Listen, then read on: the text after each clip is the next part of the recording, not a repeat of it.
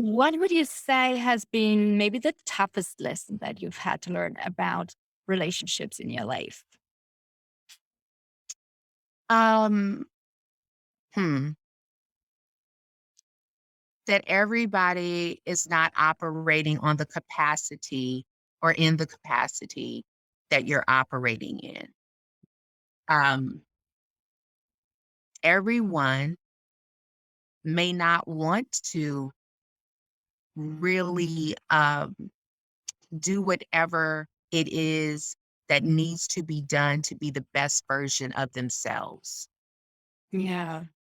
And owning your own genius, staying in your own lane, not comparing yourself to other people, which I think is huge in business and personally, specifically now that we just connect to social media so much during the day. And I always say, you're comparing yourself sometimes to people that you don't even know. Anyone can paint a picture on social media. Sometimes you don't know if that's absolutely the entire truth, or you're just getting like a little bit of that person's story. Maybe you just have the image that they have for social media.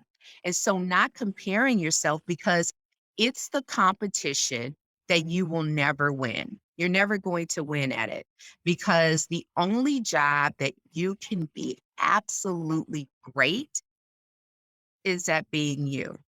Everyone is unique. That's why our DNA is all different because we are unique. So staying in your lane and owning that part of who you are. And I would say the last thing that I've learned about relationship is that sometimes because you're excited about your dream and you're excited about your vision, it doesn't mean that everyone else is going to be excited about that dream, about that vision, and see the big picture. So there are a lot of times that I just move in silence. And my mother always says to me, "Why do you do that? I always find out when it's already done. Like, why don't you tell me when you're doing it?" When I was getting my doctorate, no one knew except my husband. And the only reason why he knew is because he lived right here. That was the only reason why he knew. I didn't tell anyone because I didn't want anyone to say to me, "Why are you doing that when you're going through such a tough time in your health?" I needed to do that for so many reasons, and that's what really helped me to get through the tough time in my health. So I would say sometimes just move in silence. Let it just be for you for that moment until you release it to the world. Because once you do, then you have to be prepared for what you're going to get back as well, bad or good. So important, staying true to yourself and Yeah. acknowledge what it is that you need to do in that moment of time.